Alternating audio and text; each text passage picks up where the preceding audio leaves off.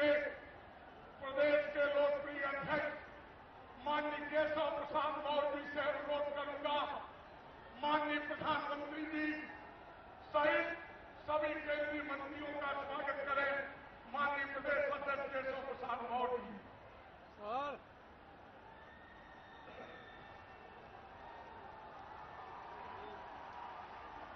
सभी मंत्रियों का, माननीय अनंत कुमार का स्वागत करते हुए केशव मौर्य जी, माननीय पीयूष गोयल का,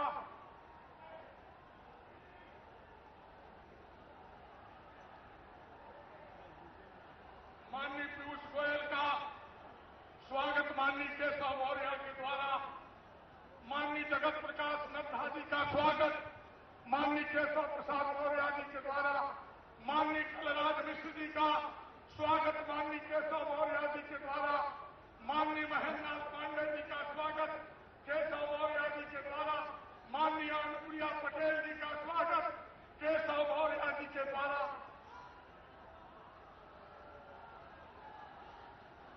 अब मैं गोरखपुर क्षेत्र के सभी सांसद पूज्य योगी आदित्यनाथ जी के नेतृत्व में बड़ी माला प्रभारी रैली प्रभारी स्वतंत्र और सभी सांसद माननीय नरेंद्र मोदी को बड़ी माला पहना के उनका स्वागत और अभिनंदन करेंगे। गोरखपुर के सांसद पूज्य योगी आदित्यनाथ जी, पंकज चौधरी, शरद त्रिपाठी, हरीश द्विवेदी, जगदम्बिका पाल, राजेश पांडे, रविंद्र कुशवाहा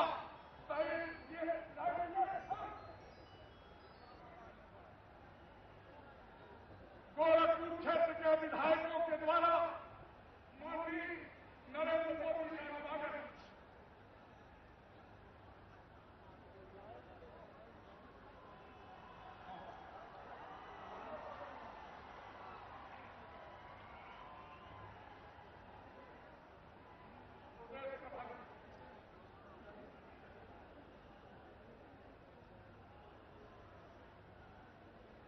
अब माननीय नरेंद्र मोदी जी को पूज्य योगी आदित्यनाथ जी महाराज और हमारे क्षेत्रीय कोषाध्यक्ष माननीय पुष्पन जैन, रैली प्रभारी स्वतंत्र देव स्मृति चिन्ह भेंट करके सम्मानित करेंगे।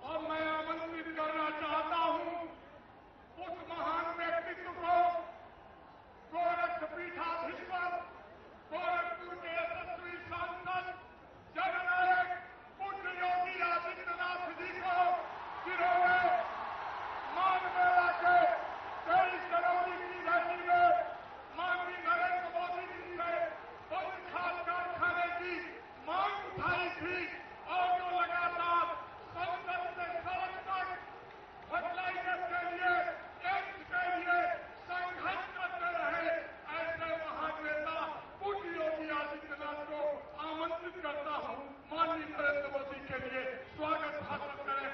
माननीय पूज्य योगी आदित्यनाथ।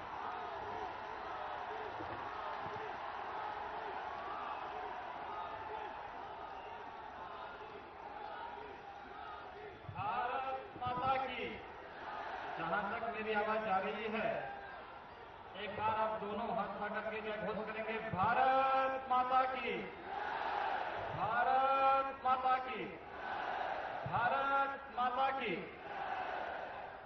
आज के इस ऐतिहासिक सभा के और इस शिलान्यास कार्यक्रम के मुख्य अतिथि भारत के यशस्वी प्रधानमंत्री आदरणीय नरेंद्र मोदी जी, मंच पर उपस्थित केंद्रीय उर्वरक रसायन एवं संसदीय कार्य मंत्री माननीय अनंत कुमार जी, स्वास्थ्य एवं परिवार कल्याण मंत्री माननीय जगत प्रकाश नड्डा जी, केंद्रीय ऊर्जा मंत्री माननीय श्री पीयूष गोयल जी, केंद्रीय मंत्री माननीय श्री कलराज मिश्र जी, केंद्रीय स्वास्थ्य एवं परिवार कल्याण राज्य मंत्री माननीय अनुप्रिया पटेल जी,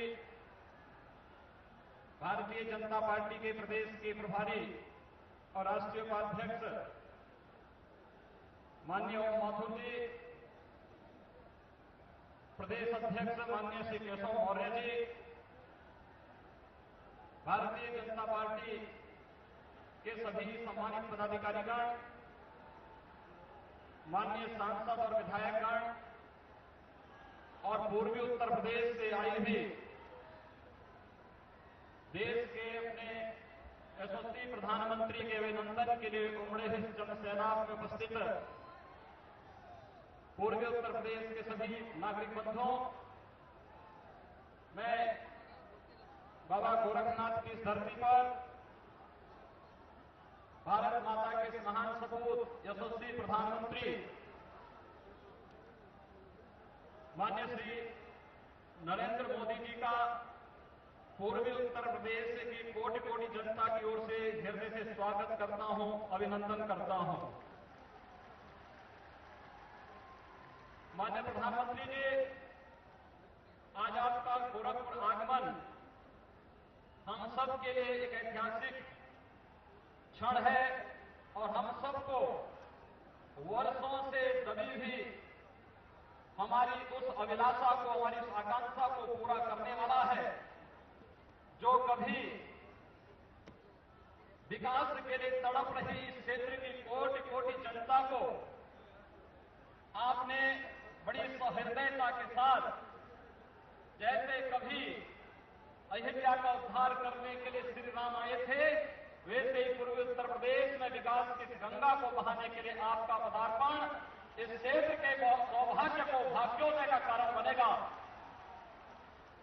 फर्टिलाइजर का हमारे कारखाना 1990 में बंद हुआ था।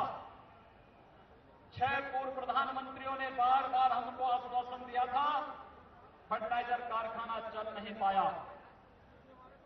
23 जनवरी 2014 को इसी गोरखपुर की धरती पर आपका आगमन हुआ था और तब आपने कहा था कि गोरखपुर का फर्टिलाइजर कारखाना चलेगा।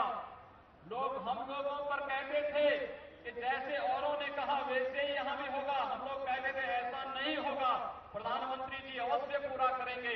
और आज तिथि है जब 23 जनवरी 2014 को कहे गए आपके उस वाक्य के अनुसार आज इस कारखाने का शिलान्यास हो रहा है।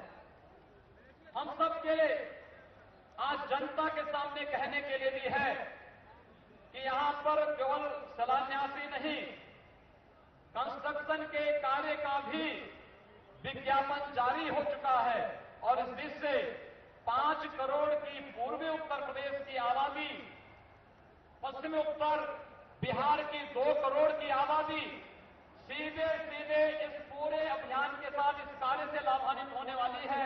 मैं 7 करोड़ आबादी की ओर से आपका हृदय से स्वागत करता हूं, अभिनंदन करता हूं। महोदय, एम्स यहां की आवश्यकता थी, आपने इसको समझा है। 38 वर्षों से इस क्षेत्र में इंसेफ्लाइटिस से अब तक 50,000 से अधिक मासूम बच्चों की मौतें हुई हैं। उस पीड़ा को समझने की जरूरत किसी ने कभी समझी नहीं और पहली बार इस क्षेत्र में न केवल इंसेफ्लाइटिस का, डेंगू है, kala azar, malaria, filaria, liver cancer, kidney failure के मामले और न जाने तमाम अन्य बीमारियों के उपचार के लिए एक अंतर्राष्ट्रीय मानक का बेहतर स्वास्थ्य केंद्र एम्स के रूप में गोरखपुर में स्थापित होगा। इसके लिए आपने 1100 करोड़ रुपए का आवंटन भी किया है। इस दृश्य में इस क्षेत्र की जनता की ओर से आपका हृदय से स्वागत करता हूं, अभिनंदन करता हूं। मेरा विश्वास है जो 50,000 से अधिक मासूम बच्चे इंसेफ्लाइटिस से पिछले 38 वर्षों में मरे हैं, उन बच्चों की आत्मा को शांति मिलेगी कि आने वाले इस क्षेत्र का कोई मासूम बच्चा बीमारी से दवा के अभाव में नहीं मरेगा। यहाँ के किसी व्यक्ति को दिल्ली, मुंबई या देश के किसी अन्य भाग में उपचार के लिए जाने के लिए मजबूर नहीं होना पड़ेगा। आपकी जो कृपा दृष्टि इस क्षेत्र में बनी है, हमें विश्वास है कि इस क्षेत्र के औद्योगिक वातावरण को बनाने के साथ साथ इस क्षेत्र के पलायन को रोकेगा और समृद्धि इस क्षेत्र के किसानों, गरीबों, नौजवानों के सामने भी आकर के इस क्षेत्र को भी देश के अन्य क्षेत्रों की तरह विकसित करेगा। मैं एक बार पुनः इस क्षेत्र के गन्ना किसानों, इस क्षेत्र के आम नागरिकों, इस क्षेत्र की आम जनमानस की ओर से, 7 करोड़ जनता की ओर से आपके संपूर्ण कार्यक्रम के प्रति आभार व्यक्त करते हुए हृदय से स्वागत और अभिनंदन करता हूं। बहुत बहुत धन्यवाद पूजनीय महाराज जी। अब मैं आमंत्रित करूंगा ऊर्जा राज्य मंत्री माननीय पीयूष गोयल जी को आवे और अपने विचारों को व्यक्त करें। माननीय पीयूष गोयल जी। मेरा आदरणीय प्रधानमंत्री श्री नरेंद्र मोदी जी, माननीय प्रदेश अध्यक्ष केशव प्रसाद मौर्य जी, पूजनीय सांसद योगी आदित्यनाथ जी, सम्मानीय मंच और यहाँ जन समूह इतना बड़ा पूरे पूर्वी उत्तर प्रदेश का एक प्रतिनिधित्व के रूप में जो जन समूह आज यहाँ पे इकट्ठा हुआ है, मैं आप सबको गोरखपुर की पावन धरती पर नमन करता हूँ, बधाई देता हूँ कि आजादी के बाद सबसे बड़ा पूंजी निवेश माननीय प्रधानमंत्री जी के आशीर्वाद से आज गोरखपुर में लगने जा रहा है, जिसका शिलान्यास आज माननीय प्रधानमंत्री जी के कल कमलों से किया गया है। वास्तव में ये धरती गौतम बुद्ध की धरती है, ये धरती महावीर भगवान की धरती है, ये धरती गुरु गोरक्षनाथ जी की धरती है, ये संत कबीर की धरती है। यहाँ से गीता प्रेस से पूरे विश्व को आध्यात्मिकता भेजी। मैं समझता हूँ ये बहुत ही सुंदर अवसर है कि जो 3 नए कारखाने शुरू करने का निर्णय माननीय प्रधानमंत्री जी ने लिया, जिससे भारत में खाद्य की सुरक्षा बढ़े और किसानों के लिए जो चिंता प्रधानमंत्री जी ने पूर्वी उत्तर प्रदेश से शुरुआत की है, ये बहुत ही अच्छा सहयोग है कि वो गोरखपुर से शुरू हुआ है। मैं आप सभी को तहे दिल से बधाई देता हूँ और प्रधानमंत्री जी का धन्यवाद करता हूँ कि हमारी इकाइयों को, एनटीपीसी और कोल इंडिया को ये सौभाग्य मिला कि उत्तर प्रदेश के किसानों की, उत्तर प्रदेश के वर्षों से शोषित और पीड़ित और वंचित जनता की सेवा करने के लिए ये कारखाने को फिर एक बार शुरू करने का जो मौका प्रधानमंत्री जी ने दिया, मैं उसके लिए बहुत बहुत धन्यवाद देता हूँ। मेरा विशेषकर कार्य विद्युतीकरण से जुड़ा हुआ है। मैं 1-2 आंकड़े आपके समक्ष रखना चाहता हूं। जब प्रधानमंत्री जी ने पद संभाला तब उनकी सबसे बड़ी चिंता थी कि कैसे देश में ग्रामीण विद्युतीकरण को तेजी से बढ़ाया जाए, हर गांव में बिजली पहुंचे, हर क्षेत्र को बिजली से लाभ मिले। जब हमने आंकड़े निकाले तब पता चला कि गत 5 वर्षों में 2014 के पहले 2009-10 में मात्र 56 नए गांव में बिजली पहुंची थी। 2010-11 में मात्र 23 गांव में बिजली पहुंची थी, नए गांव में। 2011-12 में 0, एक भी नए गांव का विद्युतीकरण नहीं किया गया। फिर एक नई सरकार आई उत्तर प्रदेश में, लोगों की बड़ी उम्मीद थी, बहुत आशाएं थी, लेकिन 12-13 में मात्र 3 गांव और 13-14 में पुनः एक बार 0, एक भी गांव, नए गांव में विद्युतीकरण नहीं पहुंचा। ऐसे वंचित राज्य के लिए प्रधानमंत्री जी ने विशेष दीनदयाल उपाध्याय ग्राम ज्योति योजना के तहत विद्युतीकरण तेजी से हो। मुझे आपको बताते हुए बहुत खुशी होती है, सिर्फ 2 वर्ष हुए हैं सरकार को।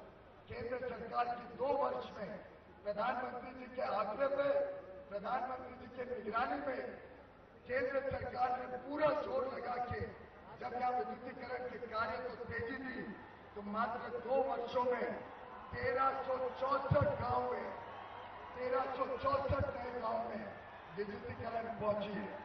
मैं समझता हूं पूरे देश में आज ना कोयले की कमी है, ना बिजली की कमी है, और आगे चल के इन 3 कारखानों के लगने से जो खाद्य की कमी कई वर्षों से देश में रही, वो भी पूरी तरीके से हम उसको खत्म कर पाएंगे। जैसा पंडित दीनदयाल उपाध्याय जी ने कहा था, अवसरवाद ने राजनीति में लोगों के विश्वास को हिलाकर रख दिया है। मैं समझता हूं प्रधानमंत्री जी के कुशल नेतृत्व में अब एक नया दौर विकास का पूरे देश में, खासतौर पर उत्तर प्रदेश में आने जा रहा है। एक सुशासन का दौर, एक भ्रष्टाचार मुक्त भारत का दौर, एक ऐसा शासन जो गांव के बसने वाले गरीबों के लिए, जो गांव में रहने वाले आदिवासियों के लिए, प्रदेश के गरीबों की, शोषित पीड़ित वंचित जनता की उद्धार और विकास के लिए जो सरकार समर्पित हो, ऐसी सरकार प्रधानमंत्री मोदी जी ने देश को दी है। उत्तर प्रदेश भी इसका लाभ ले, इस पूरे विश्वास के साथ और पुनः एक बार आप सबको बधाई देके प्रधानमंत्री जी का धन्यवाद करते हुए कि गोरखपुर और पूर्वी उत्तर प्रदेश की इतनी बड़ी इकाई और इतना बड़ा पूंजी निवेश से आप सब लाभ लें। बहुत बहुत धन्यवाद। बहुत बहुत धन्यवाद माननीय गोयल जी।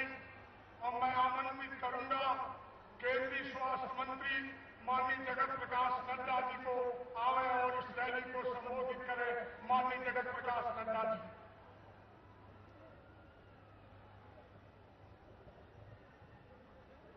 भारत के यशस्वी और लोकप्रिय प्रधानमंत्री आदरणीय श्री नरेंद्र मोदी जी,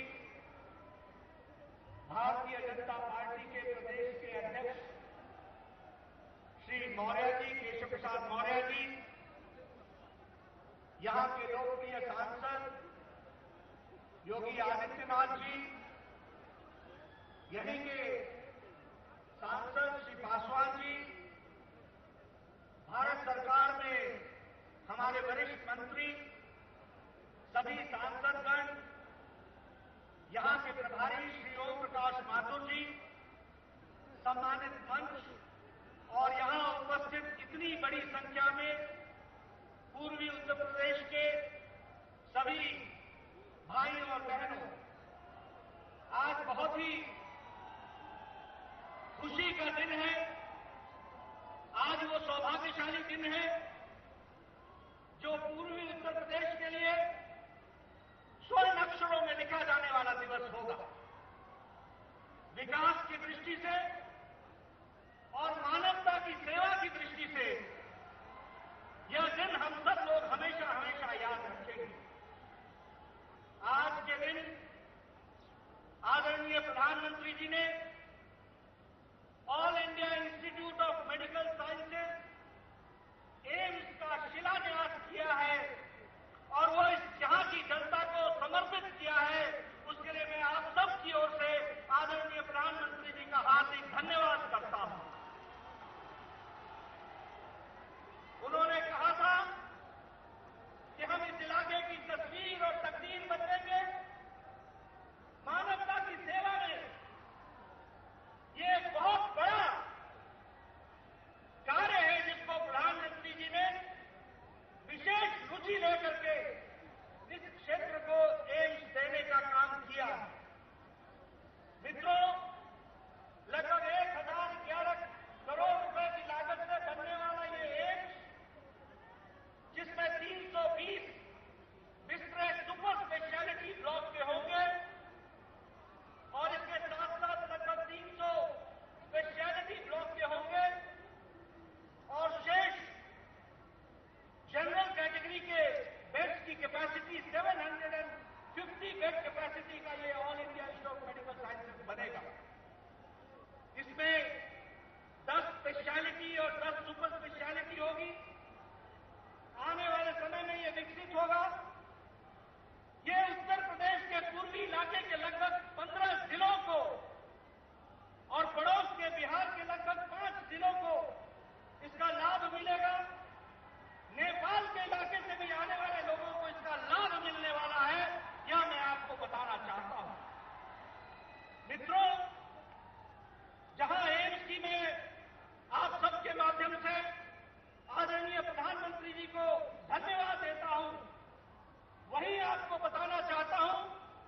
कि स्वास्थ्य के क्षेत्र में आदरणीय प्रधानमंत्री जी ने उत्तर प्रदेश में हर तरीके से विकास करने का प्रयास किया है। उत्तर प्रदेश के लिए कोई भी कसर नहीं छोड़ी है। 5 मेडिकल कॉलेज और एक कॉलेज 189 करोड़ रुपए का बनाने का निश्चय किया है। और ये 5 मेडिकल कॉलेज शाहजहांपुर, बस्ती, फैजाबाद, फिरोजाबाद और बहराइच में यह प्रारंभ होंगे। प्रत्येक मेडिकल कॉलेज 189 करोड़ रुपए की लागत से बनेगा। एक प्रयास है। यहां गोरखपुर में जब मैं आया हूं तो आपको बताना चाहता हूं कि बीआरडी मेडिकल कॉलेज के लिए, सुपर स्पेशलिटी ब्लॉक के लिए 150 करोड़ अलग से प्रधानमंत्री जी ने इस इलाके के लिए दिया। 150 करोड़। एम्स रायबरेली के लिए 883 करोड़ में काम पूरी तेजी से चल रहा है।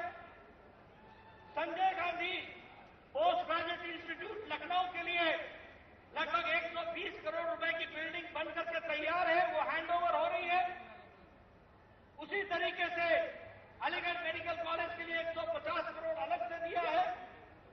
बनारस के लिए ट्रॉमा यूनिट के लिए 130 करोड़ रुपए लगा करके उसका ट्रॉमा यूनिट प्रारंभ किया है। इतना ही नहीं, जहां तक अपग्रेडेशन ऑफ मेडिकल कॉलेज है, 4 नए मेडिकल कॉलेज में 120 करोड़ की लागत से नए मेडिकल कॉलेज में सुपर स्पेशलिटी ब्लॉक खोलने का तय किया है। झांसी में, इलाहाबाद में, गोरखपुर में और मेरठ में, इन सभी जगहों के मेडिकल कॉलेज को 120 करोड़ रुपए देकर के उसका सुपर स्पेशलिटी ब्लॉक खोला जाएगा, यह मैं आपको बताना चाहता हूं। इतना ही नहीं, इलाहाबाद में स्टेट कैंसर इंस्टीट्यूट 120 करोड़ की लागत से बन रहा है, उसकी तैयारी हो रही है। उसी के साथ साथ जहां बनारस की, जहां इलाहाबाद की बात है, वहीं अन्य 6 स्थानों पर लगभग 45 करोड़ की लागत से 5 स्थानों को निश्चित चयनित किया जाएगा, जहां अलग अलग कैंसर यूनिट खोला जाएगा। मित्रों, इतना ही नहीं, अगर मैं राष्ट्रीय स्वास्थ्य मिशन की बात करूं तो हर साल लगभग 7,000 करोड़ रुपए, 6,000 करोड़ रुपए इस तरीके से भारत सरकार केंद्र की ओर से दे रहा है। और हमारी निवेदन है उत्तर प्रदेश की सरकार से कि वह इस पैसे का सदुपयोग करे। मैं यहां बैठे सब लोगों से कहना चाहता हूं, आज भारत सरकार की ओर से 875 करोड़ रुपए ऐसा है जो हमने उत्तर प्रदेश को दिया है, पर अभी तक सरकार उत्तर प्रदेश की खर्च नहीं कर पा रही है। मेरा निवेदन है कि वो इसको खर्च करे और इसको आगे बढ़ाए। इन्हीं शब्दों के साथ जो स्वास्थ्य के क्षेत्र में काम किया है, उसकी एक छोटी सी तस्वीर आपके सामने रखने का मैंने प्रयास किया है। आप सबका बहुत बहुत धन्यवाद। बहुत बहुत धन्यवाद माननीय नड्डा जी। अब मैं आमंत्रित करना चाहता हूं भारत सरकार के रसायन और उर्वरक मंत्री, संसदीय कार्य मंत्री माननीय अनंत कुमार जी को आवे और रैली को संबोधित करें। माननीय अनंत कुमार जी।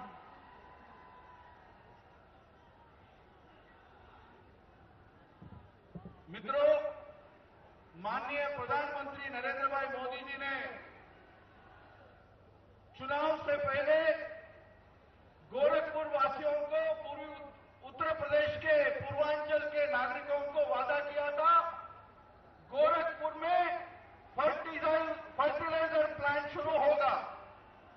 25 साल बंद था, 25 महीने में गोरखपुर का फर्टिलाइजर प्लांट का शिलान्यास करने वाला माननीय नरेंद्र भाई मोदी है।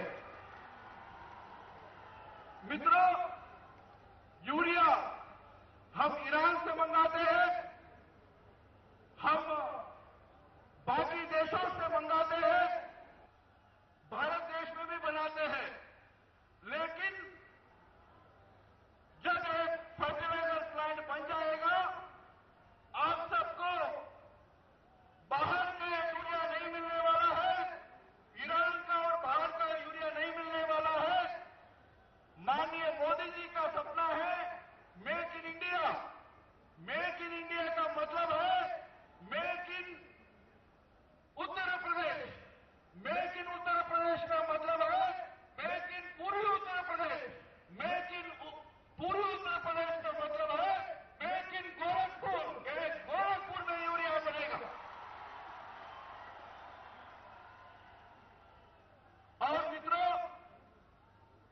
माननीय मोदी जी के विजन के अनुसार हमने नींव लेपित कर दिया। अभी लाठी नहीं चलती, गोली नहीं चलती, कोई धक्का मुक्की नहीं होती। यानी कांग्रेस के जमाने में जो यूरिया का कमी थी, वो यूरिया का कमी पूरा हो गया नहीं हो गया? आज के दिन में उत्तर प्रदेश को जितना यूरिया चाहिए, उससे ज्यादा यूरिया, जितना मिश्रित खाद चाहिए उससे ज्यादा मिश्रित खाद, जितना डीएपी एमओपी चाहिए उससे ज्यादा डीएपी एमओपी देने वाला किसानों का मसीहा नरेंद्र भाई मोदी है। मित्रों, हम इतना ही वादा करेंगे, 6,000 करोड़ लागत करेंगे, 3,000 नौजवानों को रोजगार दिलाएंगे। 3 साल में इस गोरखपुर फर्टिलाइजर प्लांट शुरू होगा और एक बार नरेंद्र भाई मोदी जी को उसका लोकार्पण के लिए इसी मैदान में हम बुलाएंगे। जय हिंद, जय उत्तर प्रदेश, नमस्कार। बहुत बहुत धन्यवाद माननीय अनंत कुमार जी। अब मैं आमंत्रित करना चाहता हूं भारतीय जनता पार्टी के वरिष्ठ नेता, कई बार प्रदेश के अध्यक्ष रहे, भारत सरकार के लघु सूक्ष्म और मध्यम उद्योग मंत्री, देवरिया के लोकप्रिय सांसद माननीय कलराज मिश्र जी को आवे महोदय जी को संबोधित करें। माननीय कलराज मिश्र।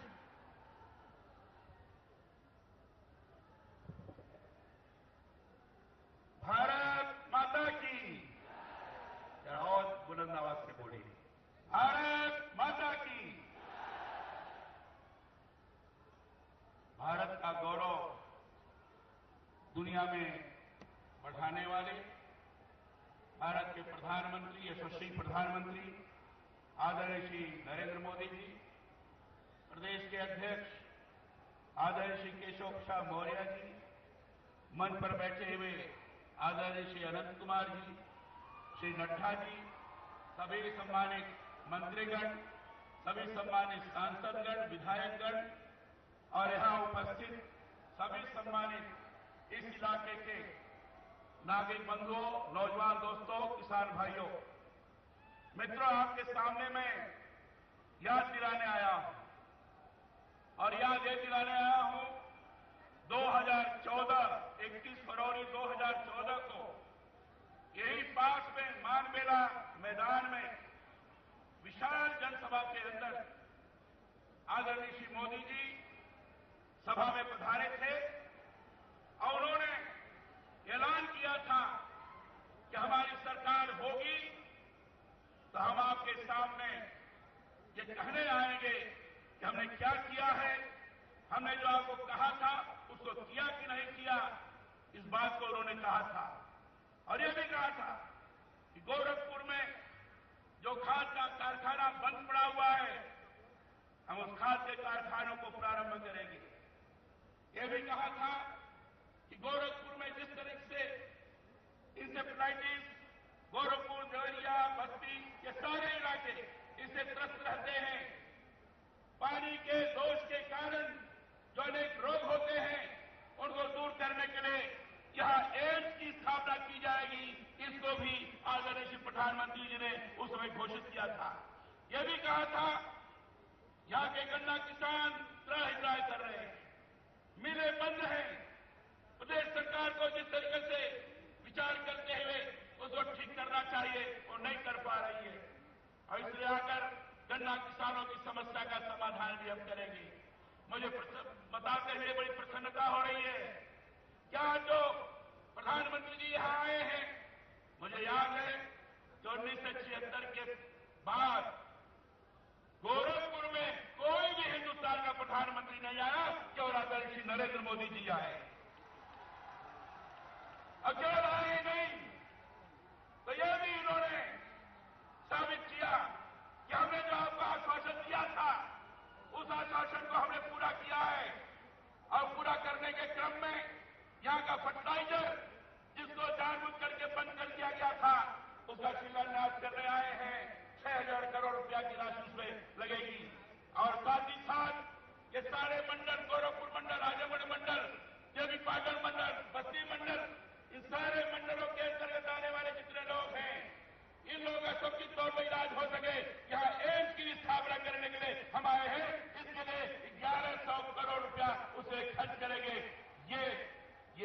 दोनों बातों को उन्होंने कहा था, आज उन्होंने पूरा किया है।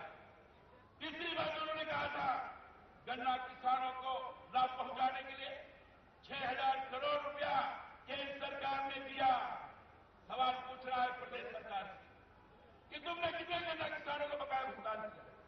सवाल पूछ रहा है प्रदेश सरकार से कि जो 17 चीनी मिलें बंद हैं, उन चीनी मिलों को खोलने के लिए आप क्या कर रहे हो? नरेंद्र मोदी जी ने देश सारा किया। आज हम सब लोगों को सामूहिक रूप से नरेंद्र मोदी जी को बधाई देने के लिए जबरदस्त ताली बजाकर नरेंद्र मोदी जी को हम लोग बधाई दें, यह आप लोगों से प्रार्थना है। सब लोग ताली बजाकर नरेंद्र मोदी जी को बधाई दें, उनका स्वागत करें। यही बात कहते हुए मैं अपनी वाणी को विराम देता हूं। बहुत बहुत धन्यवाद। बहुत बहुत धन्यवाद माननीय कलराज जी।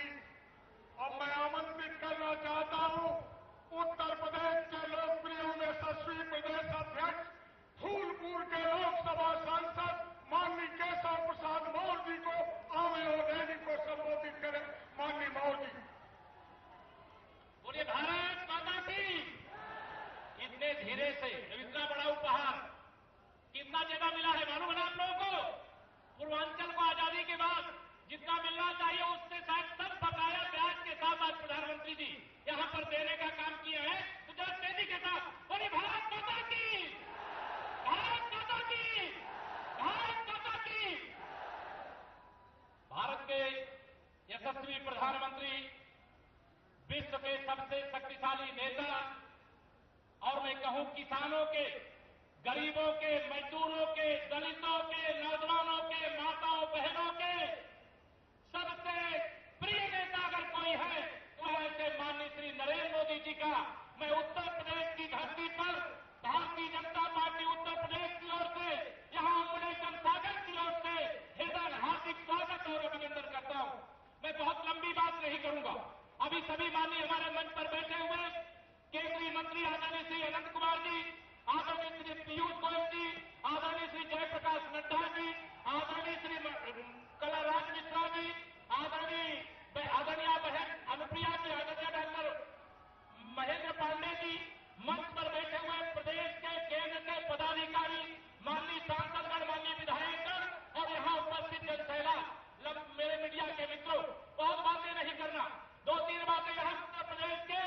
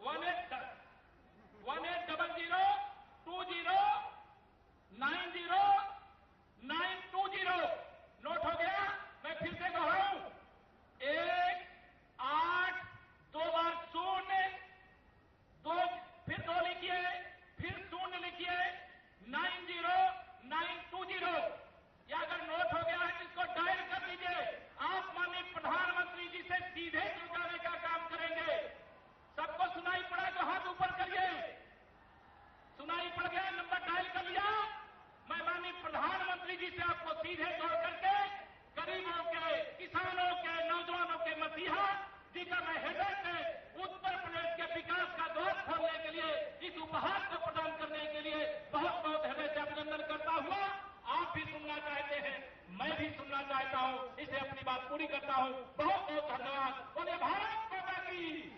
बहुत बहुत धन्यवाद। अब जिनका हम लंबे अरसे से इंतजार कर रहे थे, भारत माता के महान सपूत, भारत के यशस्वी प्रधानमंत्री, विश्व नेता माननीय नरेंद्र मोदी जी से सादर विनती प्रार्थना, जिन्होंने फर्टिलाइजर दिया, एम्स दिया, गोरखपुर की इस विराट रैली को संबोधित करें। मोदी नरेंद्र मोदी।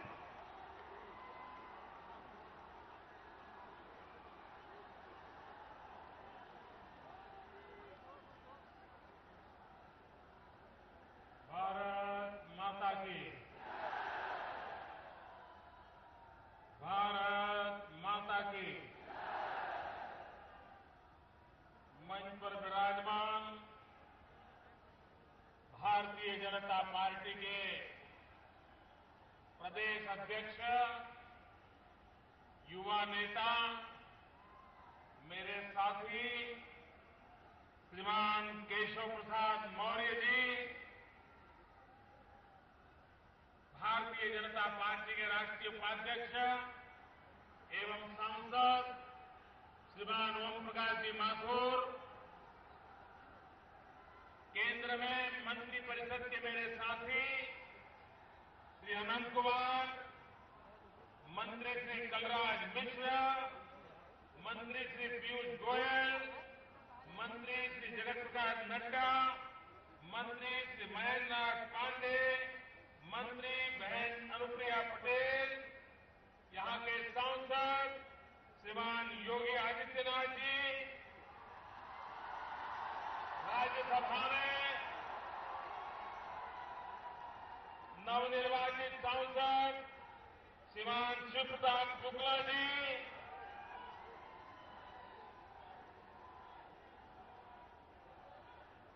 सांसद श्रीमान कमलेश पासवान जी, सांसद श्रीमान पंकज चौधरी जी, सांसद श्रीमान जगदम्बिका पाल जी, सांसद श्रीमान शरद त्रिपाठी जी, सांसद श्रीमान हरीश द्विवेदी जी, सांसद श्रीमान राजेश पांडे जी, सांसद श्रीमान रविंद्र कुशवाहा जी, सांसद श्रीमान हरिनारायण राजभर जी, सांसद श्रीमती नीलम सोनकर जी, विधायक डॉक्टर राधा मोहन दास अग्रवाल जी, गोरखपुर की मेयर डॉक्टर सत्या पांडे जी, विधायक श्री उपेंद्र तिवारी जी, मंच पर विराजमान सभी वरिष्ठ महानुभाव और विशाल संख्या में पधारे हुए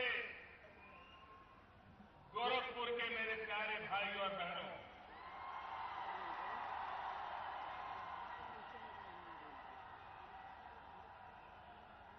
गोरखपुर में खाद कारखाना और एम्स के शिलान्यास कार्यक्रम में उपस्थित रहुआ सभी के प्रणाम।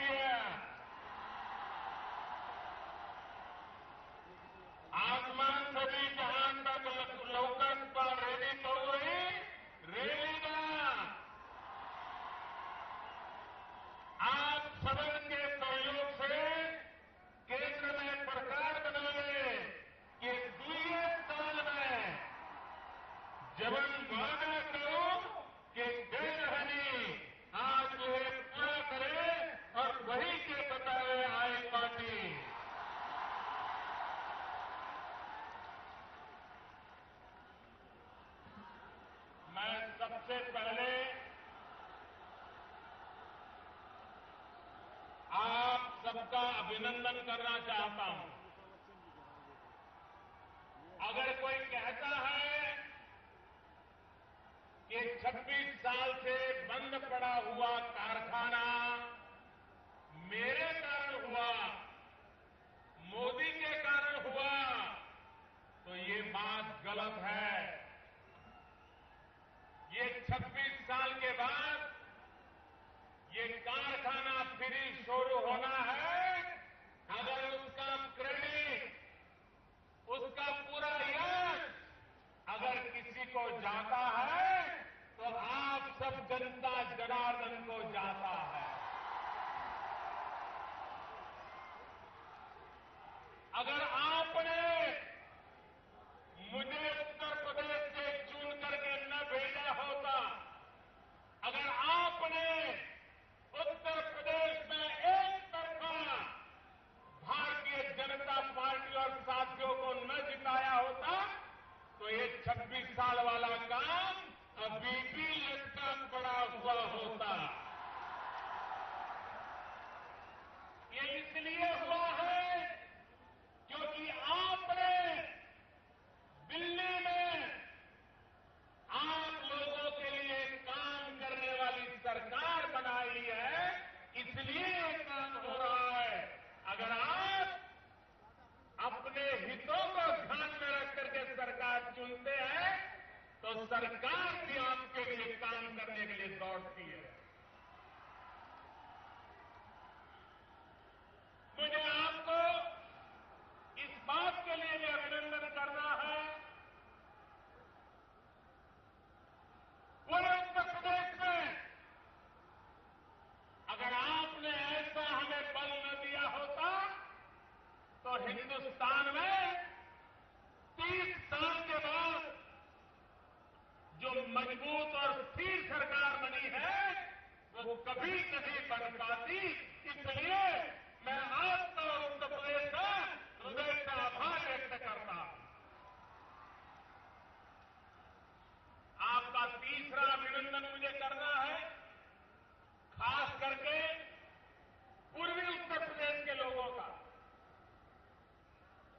आपने पूरे पूर्वी उत्तर प्रदेश में हमारे ऐसे होनहार सांसदों को चुना है, ऐसे जागरूक सांसदों को चुना है, ऐसे सक्रिय सांसदों को चुना है, जिसके कारण वो दिन रात दिल्ली में जब आते हैं तो आपके सवालों को लेकर के मेरे से भी लोहा ले लेते हैं। इसलिए मैं आपको अभिनंदन देता हूं।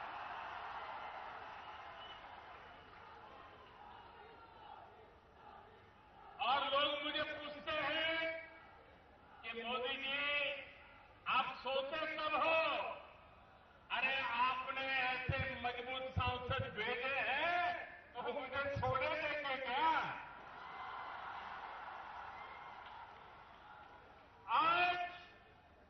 आज ये जो सिद्धि हो रही है, इसकी क्रेडिट योगी आदित्यनाथ से लेकर के सारे एमपी, जरा खड़े हो जाए एमपी, यही एमपी है जिन्होंने दिन रात काम किया है। उसके कारण आज एक के बाद एक काम सफल हो रहे हैं। मैं उनका अभिनंदन करता हूं, उनका सम्मान करता हूं।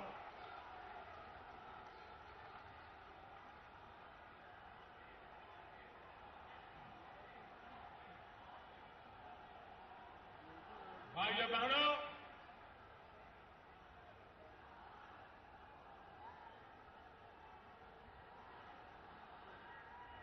मेरा प्रारंभ से मत रहा है कि अगर भारत का विकास करना है तो दो पहियों पर ये विकास का रथ हमको चलाना पड़ेगा।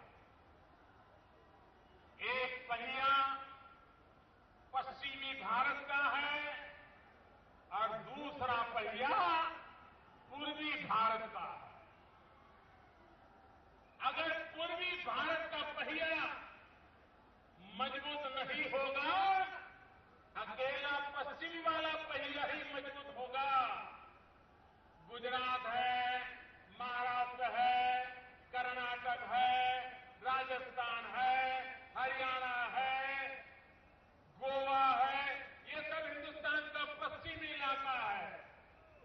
अगर वो ही मजबूत हुआ और भारत का पूर्वी छोर, पूर्वी उत्तर प्रदेश, बिहार, पश्चिम बंगाल, आसाम, उड़ीसा, नॉर्थ ईस्ट, ये हमारे देश का पूर्वी इलाका, अगर इसका पहिया मजबूत नहीं हुआ तो ये भारत का विकास रथ तेज गति से नहीं चल सकता है। और इसलिए भाइयों बहनों, मेरी पूरी ताकत लगी है कि हिंदुस्तान के इस पूर्वी भारत का पहिया भी मजबूत बने, पश्चिम की तरह ये पहिया भी विकास रथ को आगे ले जाने वाला बने। इसलिए मैं भाइयों बहनों, अगर पूर्वी भारत को आगे बढ़ाना है तो हमें क्रांतिकारी रूप से आगे बढ़ना पड़ेगा। भारत में दूसरी कृषि क्रांति, सेकंड ग्रीन रिवॉल्यूशन अगर कहीं होने वाला है तो पूर्वी भारत में होने वाला है, पूर्वी उत्तर प्रदेश में होने वाला है। और अगर सेकंड ग्रीन रिवॉल्यूशन करना है तो हमारे किसान को खाद चाहिए, फर्टिलाइजर चाहिए। आपने ऐसा कभी देश देखा है भाइयों कि घर में तो फर्टिलाइजर के कारखाने बंद पड़े हो, नौजवान बेरोजगार बैठे हो, इलाके का विकास अटक गया हो और दिल्ली में बैठी हुई सरकार विदेशों से उर्वरक मंगाते रहे, विदेशों से फर्टिलाइजर मंगवाते रहे। ऐसी गलती कोई सामान्य मानवी भी करेगा क्या? कोई करेगा क्या? अरे आपके घर में अगर खाने का सामान पड़ा है तो आप बाहर से किसी से मांग के लाएंगे क्या? लेकिन ये दिल्ली में ऐसी सरकार थी, घर के कारखाने बंद, लेकिन उर्वरक बाहर से लाते थे। हमने तय किया किसानों को जितना चाहिए उतना यूरिया देंगे, लेकिन कोशिश करेंगे कि पहले मेरे देश में जो कारखाने बंद पड़े हैं उनको चालू करेंगे। और ये सारा पूर्वी भारत में है। सिंदरी हो, बरौनी हो, गोरखपुर हो, यही इलाके के किसानों के साथ अन्याय हो रहा है। और इसलिए भाइयों बहनों, सिर्फ ये नहीं, सिंदरी और बरौनी के कारखाने भी हम ही चालू करेंगे, ये मैं आपको विश्वास है। भाइयों बहनों, हमारे देश में हमेशा, मैं जब गुजरात का मुख्यमंत्री था तो मैं भारत सरकार को एक चिट्ठी जरूर लिखता रहता था।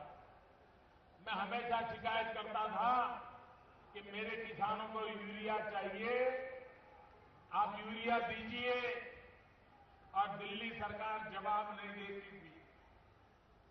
मैं प्रधानमंत्री बना तो पहले साल मुझे भी मुख्यमंत्रियों की यही चिट्ठी आई कि हमें यूरिया चाहिए, और मैं अखबार में खबर पढ़ता था यूरिया ब्लैक में बिक रहा है।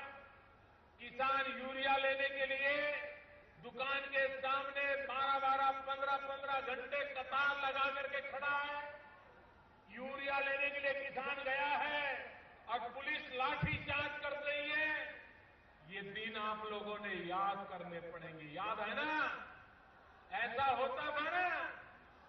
भाइयों बहनों, 1.5 साल में मुझे एक भी मुख्यमंत्री की चिट्ठी नहीं आई है, कहीं पर लाठीचार्ज नहीं हुआ है, कहीं पर यूरिया का ब्लैक मार्केटिंग नहीं होने दिया है। लेकिन भाइयों और इसलिए किसान की आवश्यकताएं आज भी उस बात को आगे बढ़ाने के लिए हमारे देश में बिजली में घाटा हो जाए तो किसके नाम पर आरोप मर देना? किसानों के नाम पर। यूरिया की खपत की समस्या हो, आरोप मर देना किसानों पर। हकीकत तो ये थी कि यूरिया किसानों तक पहुंचता ही नहीं था।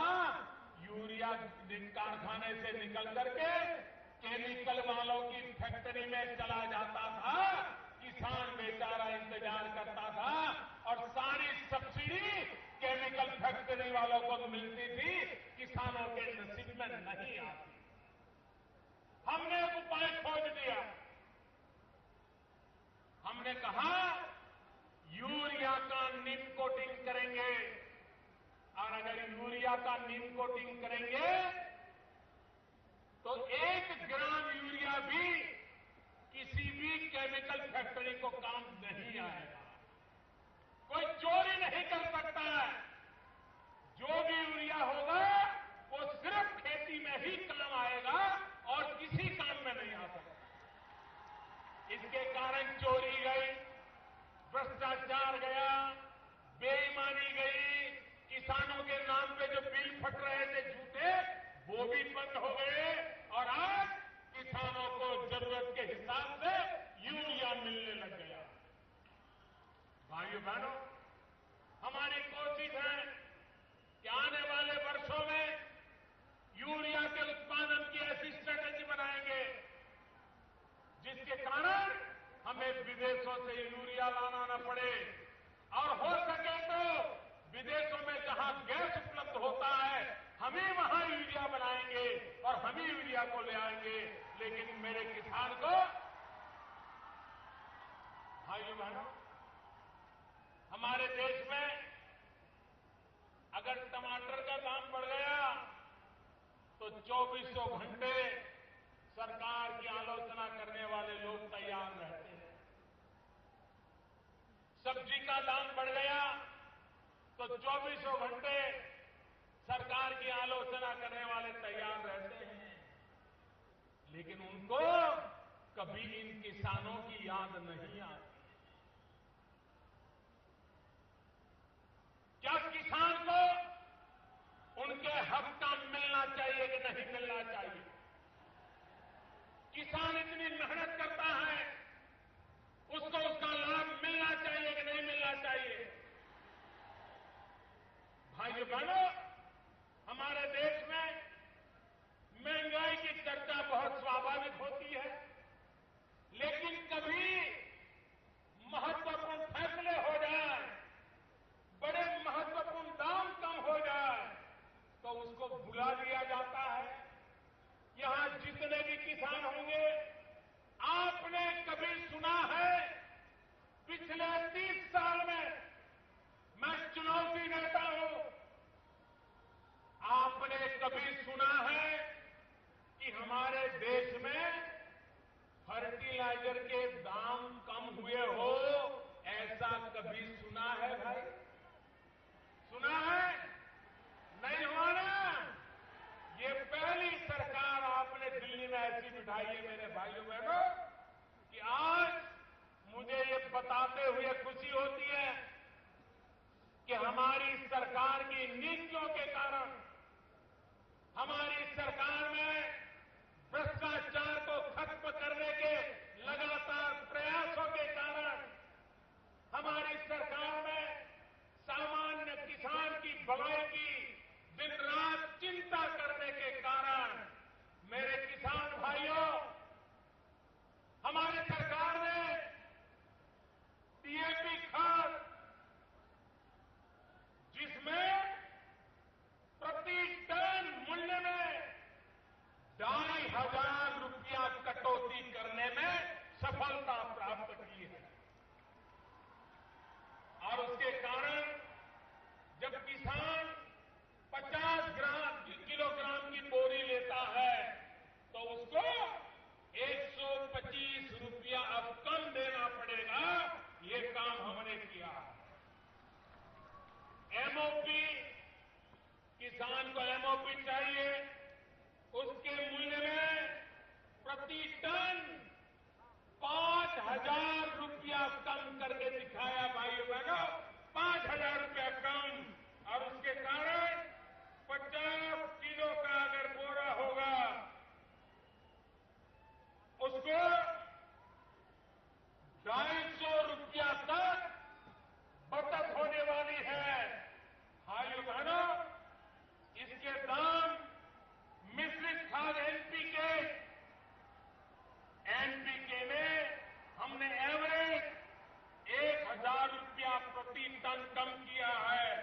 और उसके कारण किसान को बोरे पर 50 रुपया की बचत होने वाली है। इन सारा हिसाब लगाएं तो इसके पहले कभी किसान को सस्ते में खाद मिले ऐसा कभी किसी सरकार ने सोचा तक नहीं था। ये पहली सरकार है जिसने इस दिशा में सोचा है। भाइयों बहनों, हमने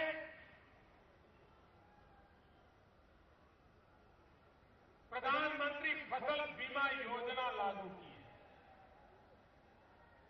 अगर एक बार किसान प्रधानमंत्री फसल बीमा योजना ले लेगा तो उसको कभी भी संकट की घड़ी में ये बीमा काम आएगा। उसका परिवार साल भर आराम से गुजार सकेगा। ऐसी व्यवस्था प्रधानमंत्री फसल बीमा योजना में। और उस प्रधानमंत्री फसल बीमा योजना में कम से कम प्रीमियम और ज्यादा से ज्यादा लाभ, ऐसी योजना आजादी के बाद किसानों के लिए पहली बार आई है। मेरे भाइयों, मेरे गन्ना किसान परेशान है। जब मैं प्रधानमंत्री बना, हजारों करोड़ रुपया पुराना बकाया था, हजारों करोड़ रुपया। 2 साल अकाल रहा, कृषि क्षेत्र मुसीबत में रहा। इसका असर सरकार पर भी पड़ता है, लेकिन उसके बावजूद भी एक के बाद एक कदम हमने ऐसे उठाए कि जिस किसान के, गन्ना किसान के हजारों करोड़ रुपया बकाया थे, उस पुराने बकाये में, मेरे शब्द बराबर ध्यान से सुनिए, मैं कह रहा हूं, पुराना जो बकाया था उसमें जो हजारों करोड़ बकाया था उसमें अब सिर्फ 170, 175, 180 करोड़ रुपया बाकी रहा। कहां हजारों करोड़ का बकाया और कहां 175 करोड़ का बकाया। और इतना ही नहीं, जो वर्तमान का हिसाब है उसमें भी 93% भुगतान हो चुका है। और मैं उत्तर प्रदेश सरकार से आग्रह करूंगा कि जब भारत सरकार ने इतनी मदद की है तो 7% के लिए क्यों रोक करके बैठे हो, उनको भी पूरा कर दीजिए। और वर्तमान भी 100% भुगतान हो जा रहा है। भाइयों बहनों, दुनिया में चीनी का दाम कम हो, अधिक हो, उसका सीधा मार हमारे किसान पर पड़ता है।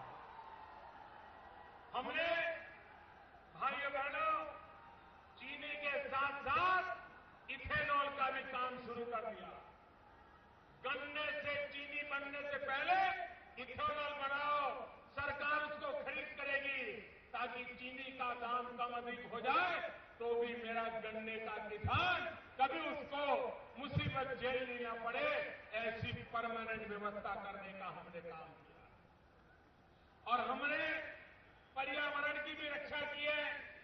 हमारी गाड़ियों में, ट्रैक्टर में ये इथेनॉल का उपयोग हो सकता है।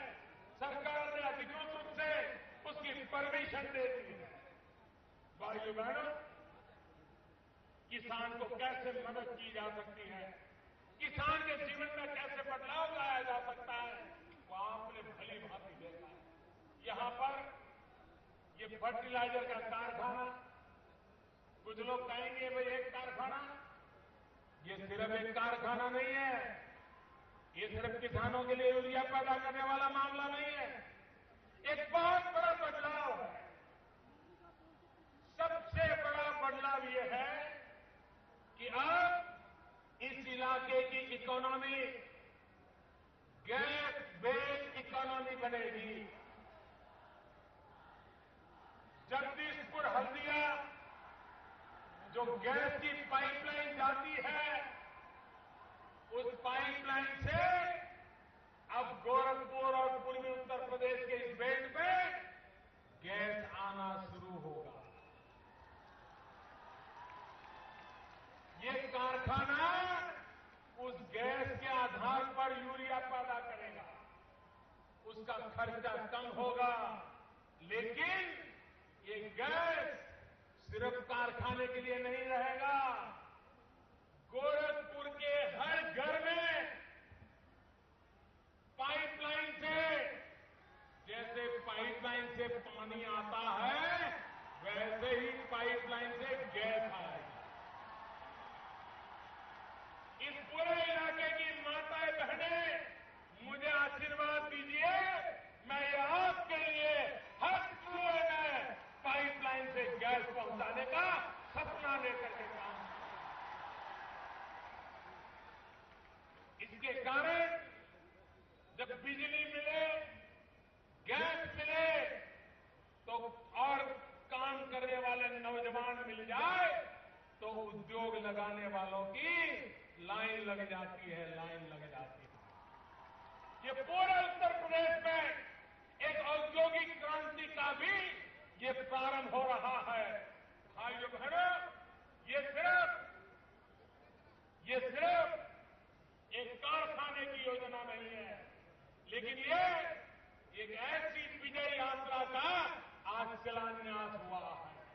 एक ऐसी विजय यात्रा का शिलान्यास हुआ है जो विजय यात्रा गरीबी को परास्त करने की विजय यात्रा है, जो विजय यात्रा बेरोजगारी को परास्त करने की विजय यात्रा है, जो विजय यात्रा विनाश को रोक करके विकास की ओर चलने की विजय यात्रा है, जो विजय यात्रा हर परिवार को संतोष और सुख देने की विजय यात्रा का हिस्सा है।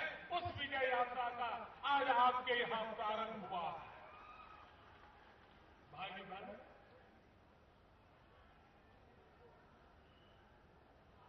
गैस जब आता है तो आर्थिक स्थिति में कैसा बदलाव आता है, जो लोग इसके जानकार हैं वो आने वाले दिनों में लिखेंगे। आज दूसरा काम हम कर रहे हैं, वो काम है एम्स का शिलान्यास। भाइयों बहनों, अस्पताल तो बहुत होते हैं, लेकिन भारत में एम्स को एक मानदंड माना गया है। आप मुझे बताइए, क्या एम्स दिल्ली वालों के लिए ही होना चाहिए क्या मेरे उत्तर प्रदेश के बीमार भाइयों बहनों को एम्स मिलना चाहिए कि नहीं मिलना चाहिए? यहां से दूर दूर से लोगों को जो दिल्ली जाना पड़ता है, उनको यहां दवाई मिलनी चाहिए कि नहीं मिलनी चाहिए? भाइयों बहनों, 1000 करोड़ से ज्यादा रुपया लगेगी, लेकिन एम्स बनेगा 700 बेड का आधुनिक से आधुनिक अस्पताल बनेगा। अभी हमारे नड्डा जी और अनुप्रिया जी के नेतृत्व में भारत में आरोग्य की योजनाओं को आगे बढ़ाने की दिशा में अनेक हम कदम उठा रहे हैं। उसमें एक महत्वपूर्ण कदम आज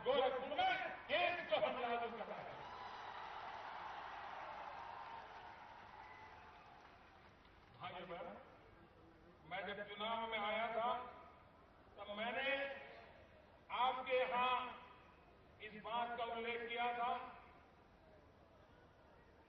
और जब मैं मस्तिष्क ज्वर का सुना, बालकों को जापानी बीमारी कहते थे लोग, जापानी बीमारी, कितने बालक मौत के शरण हो गए, कितने बालक दिव्यांग हो गए। भाइयों बहनों, ये बचपन को मरने नहीं दिया जाएगा,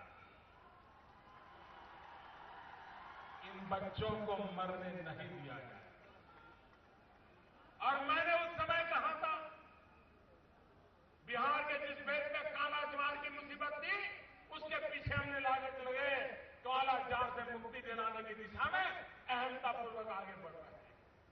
आज एम्स के माध्यम से यहां के स्वस्थ जीवन के लिए मैं भाइयों बहनों, ये दिमागी बुखार जिसने हमारे बच्चों की जिंदगी बर्बाद की, यहां इसलिए अस्पताल चाहिए कि यहां जिस प्रकार की बीमारियां हैं, अध्ययन उस प्रकार का होना चाहिए। यहां जो डॉक्टर तैयार होंगे उनकी उस पर मास्टरी होनी चाहिए, तब जाकर के यहां को बीमार लोगों को मदद मिलेगी। और इसलिए भाइयों बहनों, आज एम्स का यहां जब योजना लगी है, बहुत ही कम समय में मैंने आज उसका पूरा प्रेजेंटेशन देखा। इस समारोह में आने से पहले मैं 2 और कार्यक्रम करके आया। एक, महंत अवैधनाथ जी की प्रतिमा का अनावरण करने का सौभाग्य मिला। दूसरा, भारत सरकार के द्वारा शिलान्यास का कार्यक्रम था। वो दोनों कार्यक्रम पूर्ण करने के बाद ये मैं तीसरे कार्यक्रम में पहुंचा और ये तीसरे कार्यक्रम में मैं उसकी विस्तार से चर्चा आपके सामने कर रहा हूं कि भाइयों बहनों, हजारों करोड़ रुपया यहां के गरीब से गरीब व्यक्ति को अच्छी से अच्छी स्वास्थ्य सुविधा मिले, इसके लिए हमने काम किया। मैं आज हमारे आरोग्य मंत्री नड्डा जी को, आरोग्य मंत्री अनुप्रिया जी को, उनके सभी साथियों को, सरकार के अधिकारियों को इस बात के लिए बहुत बहुत बधाई देना चाहता हूं। उन्होंने जो इंद्रधनुष योजना चालू की, और हम जानते हैं टीकाकरण होता रहता है, जो छूट जाते हैं, फिर उनकी तरफ कोई देखने वाला नहीं है। इंद्रधनुष योजना के द्वारा नड्डा जी और अनुप्रिया जी के नेतृत्व में पूरे देश में टीकाकरण से जो लोग छूट गए हैं, जो माताएं छूट गई हैं, जो बच्चे छूट गए हैं, उनका टीकाकरण का अभियान चला गया। 50 लाख से ज्यादा ऐसे लोगों को खोज करके झुग्गी झोपड़ी में जाकर के जहां भी मिले उनके पास जाकर के टीकाकरण का काम करके उनकी जिंदगी बचाने का एक बड़ा भगीरथ काम किया है। बहुत बड़ा सेवा ये किया। भाइयों बहनों, हमें विकास की नई नई ऊंचाइयों पर जाना है, लेकिन आरोग्य के क्षेत्र में मुझे आज कहना पड़ेगा, उत्तर प्रदेश के लिए भारत सरकार ने 7,000 करोड़ रुपया बजट में आवंटित कर दिया है। आरोग्य के लिए 7,000 करोड़ रुपया सामान्य रकम नहीं है, लेकिन आज मुझे दुख के साथ कहना पड़ रहा है, अभी तक 7,000 करोड़ रुपया रेडी पड़ा है, लेकिन उसमें एक नियम है, जैसे जैसे खर्च करोगे, हिसाब दोगे, आपको पैसा मिलता जाएगा।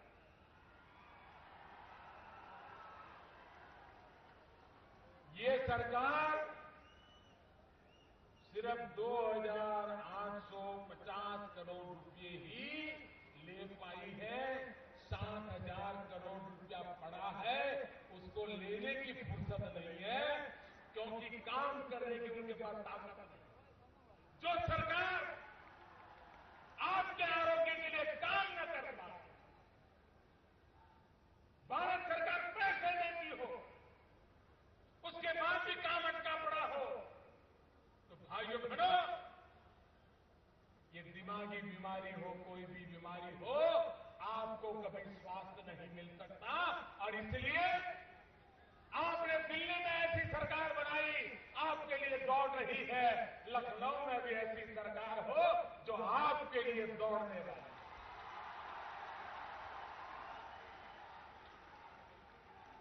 भाइयों बहनों, एक और काम मुझे करना है। मैं जानता हूं कि पूर्वी उत्तर प्रदेश में टूरिज्म के लिए बहुत संभावना है, कृषि क्रांति के लिए संभावना है, औद्योगिक क्रांति के लिए संभावना है, टूरिज्म के लिए संभावना है। भगवान बुद्ध के दुनिया भर में भक्त है, वे यहां आना चाहते हैं। अच्छी सड़कें होनी चाहिए, अच्छी रेल की सुविधा होनी चाहिए, अच्छी विमान सेवा होनी चाहिए। हमने विमान सेवा में नई पॉलिसी बनाई है, उसके कारण ऐसे गोरखपुर जैसे छोटे छोटे स्थान पर भी अब विमान आने की संभावना बढ़ेगी, उसके कारण टूरिस्ट आने की संभावना बढ़ेगी। सड़कें बनाने का अभियान चालू किया है, हजारों करोड़ रुपया हम सड़कों के लिए लगा रहे हैं। अगर अच्छी सड़कें इस इलाके में बन जाए तो हमारे टूरिस्टों को शान के साथ इस इलाके में जा सकते हैं। और जब टूरिस्ट आता है तो गरीब से गरीब व्यक्ति को रोजी रोटी मिलती है।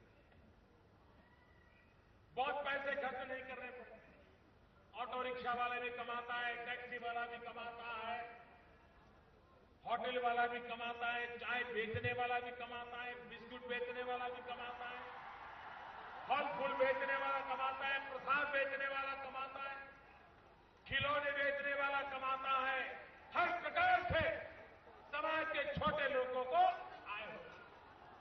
और इसलिए टूरिज्म को बढ़ावा देने के लिए भाइयों बहनों, हमने बहुत बड़ी मात्रा में रोड के काम पर बल दिया है। सोनौली से गोरखपुर नेशनल हाईवे 570 करोड़ रुपए, इंडो नेपाल बॉर्डर रुदौली तक 550 करोड़ रुपया, गोरखपुर वाराणसी 4 लेन 650 करोड़ रुपया। भाइयों बहनों, ग्रामीण सड़क के लिए तो अलग। ये सारी बातें रेलवे में तो आप देख रहे हैं कितनी तेज गति से काम चल रहा है, आप अपनी आंखों से देख रहे हैं। भाइयों बहनों, इंफ्रास्ट्रक्चर को बल दे रहे हैं। दूसरा महत्वपूर्ण काम, अभी हमारे पीयूष जी बता रहे थे, आजादी के 70 साल होने वाले। ये 15 अगस्त को देश आजादी के 70 साल मनाने वाला है। लेकिन भाइयों बहनों, मैं एक दिन हिसाब कर रहा हूं, 18,500 गांव ऐसे हैं आजादी के 70 साल होने आए, वहां बिजली का खंभा भी नहीं पहुंचा।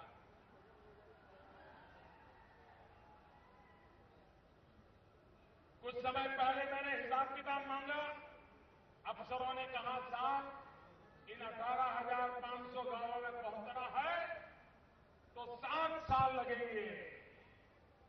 मैंने कहा भाई ये मोदी है,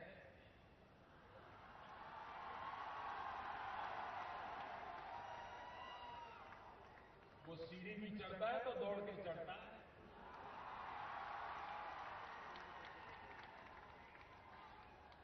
साल क्या मतलब है? मैंने एक दिन लाल किले पर से बोल दिया मुझे 1000 दिन में काम पूरा करना है, 1000 दिन में।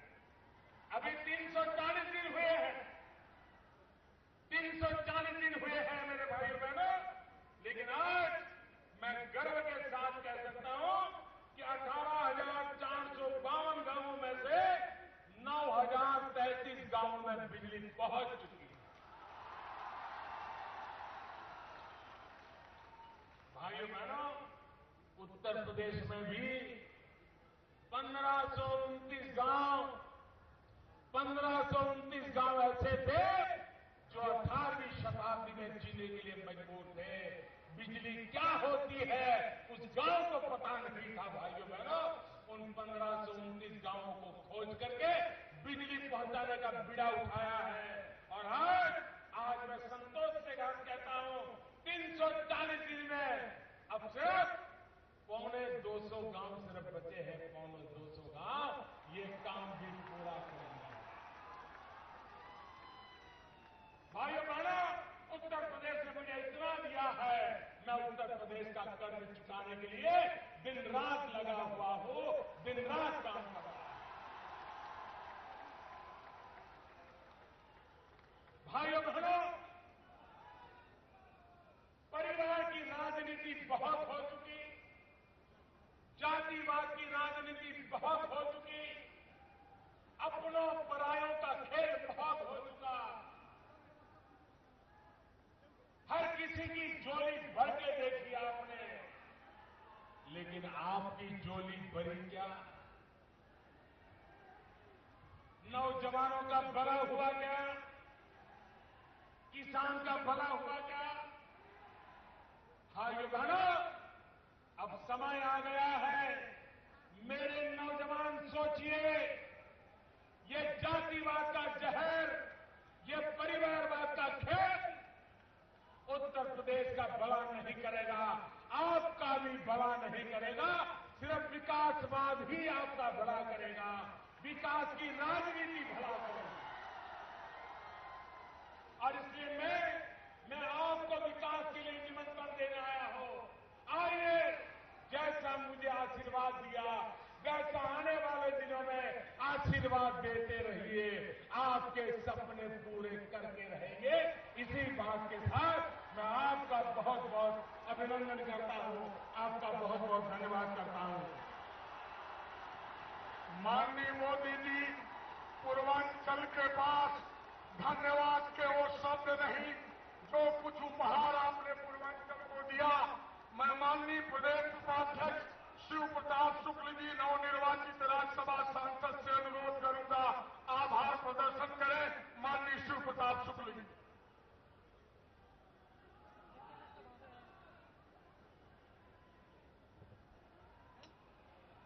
मित्रों, आप सभी लोगों ने भारत के आदरणीय प्रधानमंत्री श्रीमान नरेंद्र मोदी जी को सुना है। विकास के संदर्भ में जो एक बात उन्होंने कहा था, सबका साथ सबका विकास, आज उत्तर प्रदेश में उसको पूरा करने का संकल्प किया है।